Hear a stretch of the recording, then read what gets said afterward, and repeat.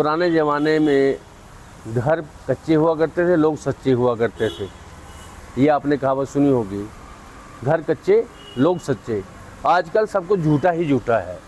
अगर किसी चीज़ में आप जो मापदंडों के हिसाब से उस पर सामान नहीं लगाएंगे तो उसमें गिरना ही है।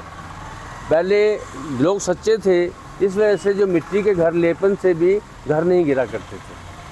कि ये तो सारा जो दोष है वो कंपनी पे जाता है कि उन्होंने किस तरह के गुणवत्ता वाले जो लोग रखे हैं उनकी डिग्रियां वो चेक करके रखें। इसमें सरकार का दोष, सरकार ने तो पैसा दिया है पूरा काम करने का।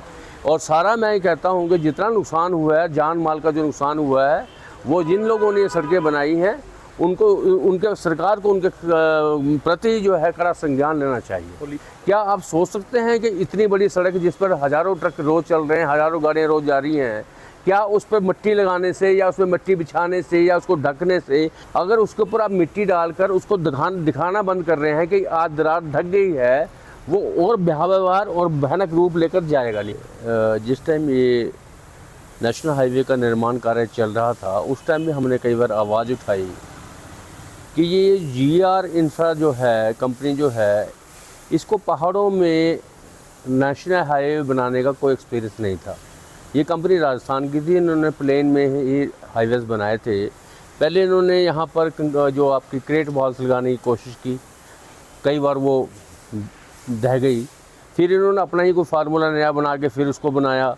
आप देखिए कि इतनी बड़ी सड़क पर जहाँ पर दुनिया भर का लोड चलता है, ट्रक के ट्रक चलते हैं और इतना हैवी ट्रैफिक है, वहाँ पर नीचे से 10 फुट के आसार से लेकर ऊपर 2 फुट का आसार अगर किसी आप रिटेनिंग वाल का रखेंगे तो वो बरसातों में कहाँ टिकेगी। ये बातें हम पहले ही बहुत बार बता चुके हैं, पर किसी ने इस बात का कोई संज्ञान ही नहीं लिया। तो आज इतनी मूसलाधार बारिश के होते हुए ये नेशनल हाईवे जो जहाँ जहाँ इन्होंने ज़्यादा मिट्टी की फीलिंग की थी वहाँ बहुत दरारें आ गई हैं। उसकी फीलिंग है जो जनरली बोल्डर से की जाती थी उसमें मिट्टी डाली जा रही है। मेरा मानना है टेक्निकल रूप से ये बिल्कुल गलत है और इसमें अथॉरिटी को, जो भी अथॉरिटी इसको चेक करती है, उसको उसके ऊपर कड़ा संज्ञान लेना चाहिए। क्योंकि जितनी भी हमारी ये जो वॉल्स हैं वो इसी वजह से ज़्यादातर वॉल्स गिरी हैं, रिटेनिंग वॉल्स गिरी हैं, क्योंकि उसमें जो फिलिंग है वो प्रॉपर नहीं की गई और उसका जो बेस है उसका साइज प्रॉपर नहीं किया गया, जिसके कारण हमारी रिटेनिंग वॉल्स टूटी। मिट्टी भरने की बात तो देखो, तरीका तो NH को अपने आप ही निकालना पड़ेगा। मिट्टी भर के तो कोई भी सड़क नहीं चल पाएगी।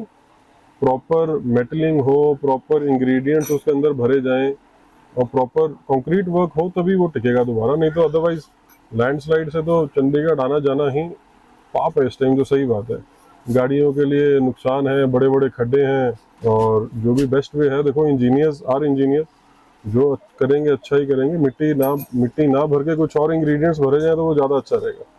रोड की मजबूती रहेगी। कम्यूट करना चंडीगढ़ सोलन ही इसकी NH की जो बात है, जो प्लेन में मिट्टी भर के बनाते हैं, उस प्लेन की मिट्टी जो होती है वो चिकनी मिट्टी होती है और उसको कई बार उसके ऊपर रोल पानी डाल के रोल चलाते हैं जिससे दब जाती है। ये पहाड़ की मिट्टी है, इस मिट्टी में कंकर है, कई चीज़ें हैं जिससे ये मिट्टी दबती नहीं है और इसी कारण ये बार बार दरारें आ रही है और ये कभी भी किसी की जानलेवा हो सकती है। उसमें वो मिट्टी की रिफिलिंग क्यों कर रहे हैं, हो सकता है कि उनके हिसाब से उसको उस हिसाब से फील करना ठीक हो इस पे, क्योंकि हम तो टेक्निकल है नहीं, हम ऐसा नहीं बता सकते कि वो मिट्टी क्यों उसमें भर रहे हैं। लेकिन ये है कि जो हमारा NH है वो सुचारू रहे। सबसे बड़ी जरूरत इस टाइम ये है ताकि किसी को जो NH की बंद होने की वजह से परेशानी ना हो।